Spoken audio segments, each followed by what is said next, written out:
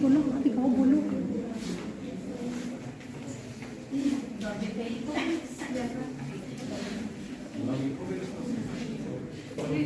Respected judges, teachers, and my dear friends, good morning to all of you.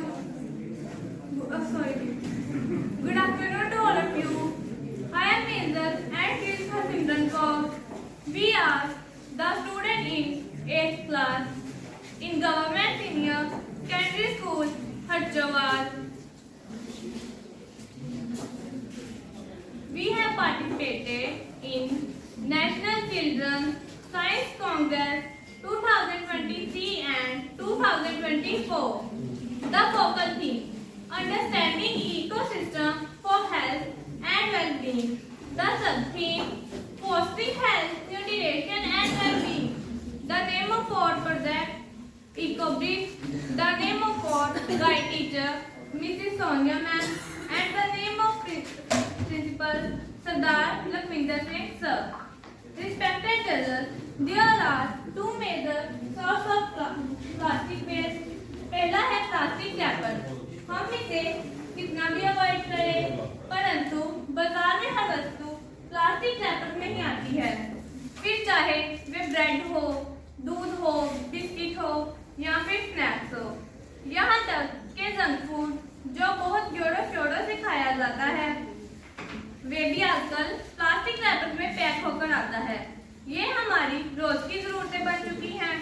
हम इन्हें नजरअंदाज भी नहीं कर सकते, परंतु इन्हें खरीदते समय मन में पछतावा सा भी रहता है।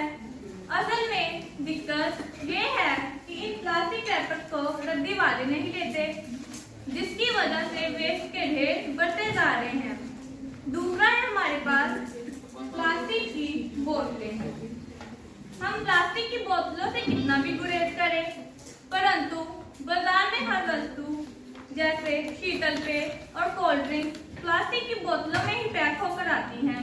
हम बोतलों से कितना भी गुरेज करें, परंतु अंत इन्हें खरीदने से ही होता है। आपको ये जानकर आश्चर्य होगा कि कुछ रिपोर्ट्स के अनुसार दुनिया भर में प्लास्टिक की मिलियन बोतलें इस्तेमाल की जा रही हैं।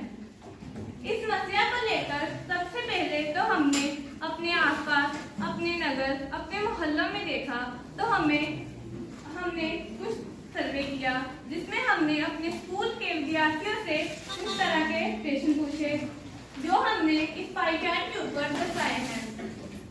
जैसे पहला प्रश्न से हमने पूछा, आप एक दिन में कितने पैकेट चिप्स, कुरकुरे आदि खाते हैं? तो हमारे पास 40% बच्चों का जवाब आया, हम तो रोजाना 2 पैकेट चिप्स, कुरकुरे आदि खाते हैं। और 40% बच्चों का जवाब था, हम रोजाना 3 पैकेट चिप्स, कुरकुरे आदि के खा लेते हैं। और 10% बच्चों का जवाब था, हम रोजाना 1 पैकेट चिप्स, कुरकुरे आदि का खा लेते हैं। और 10% बच्चों का जवाब था, हम रोजाना 4 पैकेट चिप्स, कुरकुरे आदि खा लेते हैं। दूसरा प्रश्न से हमने पूछा, आप इस्तेमाल में आए प्लास्टिक पैकेट का निपटारा कैसे करते हैं? तो 40% बच्चों ने हमें जवाब दिया, हम उन प्लास्टिक रैपर को डस्टबिन में डाल लेते हैं। और 30% बच्चों ने जवाब दिया, हम तो उन्हें इकट्ठा कर उन्हें जलाकर इस्तेमाल करते हैं। 20% बच्चों ने हमें जवाब दिया, हम प्लास्टिक रैपर को इकट्ठा कर उनका पिट्ठू गेंद बनाकर उससे खेलकर उसका इस्तेमाल करते हैं। और 10% बच्चों का जवाब था,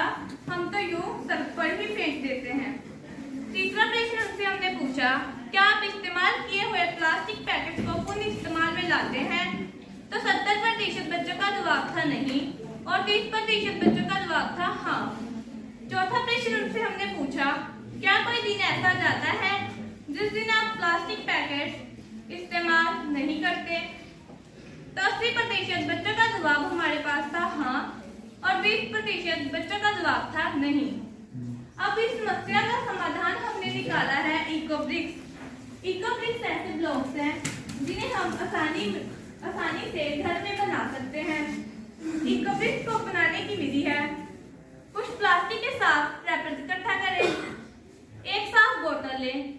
आपको ये ध्यान रखना है बोतल अंदर से सूखी वे साफ हो और प्लास्टिक के रैपर्स भी एकदम सूखे और साफ हो। अब उन प्लास्टिक रैपर्स को उस बोतल के अंदर डालें। ऐसे कर इस बोतल को भर लें। ये बोतल एकदम टाइटली होनी चाहिए। ऐसे हमारे इकोब्रिक्स बनकर रेडी हो जाते हैं। इको ईटों का उपयोग विभिन्न उद्देश्यों के लिए भी किया जा सकता है, जिनमें निम्न शामिल हैं। आप इस चार्ट में देख सकते हैं इको ईटों के प्रयोग। हमने अपने स्कूल में अपने सहपाठियों की मदद से इको ईटों से बहुत सी चीजें जो हमने अपने स्कूल में बनाई है, जैसे इको ईटों से बना स्टूल। ये स्टूल हमने अपने स्कूल में अपने सहपाठियों की मदद से तैयार किया है, जिसमें हमने प्लास्टिक की बोतलों को इस्तेमाल कर इस स्टूल को रेडी किया और इसमें हमने लगभग 24 बोतलों का इस्तेमाल किया है।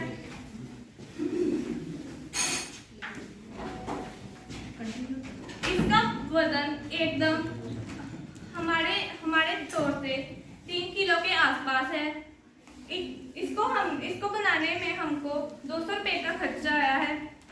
और दूसरी जो चीज हमने अपने स्कूल में बनाई है वो है इको ईटों से बनी फूलों की छोटी सी क्यारी, जिसमें हमने अपने सहपाठियों की मदद से एक इकोब्रिक्स से एक फूलों की क्यारी बनाई और अब इसमें हमने एक झूले की बाउंड्री बनाई है, जिसमें हमने अपने सहपाठियों की मदद ली और हमने इसको रेडी किया। ये हमारा पहला प्रोजेक्ट था और ये हमने अब बाद में जो हमने इकोब्रिक्स को इकट्ठा कर बनाया है वो है स्टूल और ये फूलों की क्यारी। और हम इस इकोब्रिक्स से फूलों की बाउंड्री, पार्क का रास्ता, बेंच आदि और भी चीजें बना सकते हैं। फ्यूचर स्कोप हमारी ये कामना है कि हमारे इस प्लास्टिक के सोल्यूशन से हमारा देश प्लास्टिक मुक्त हो। धन्यवाद।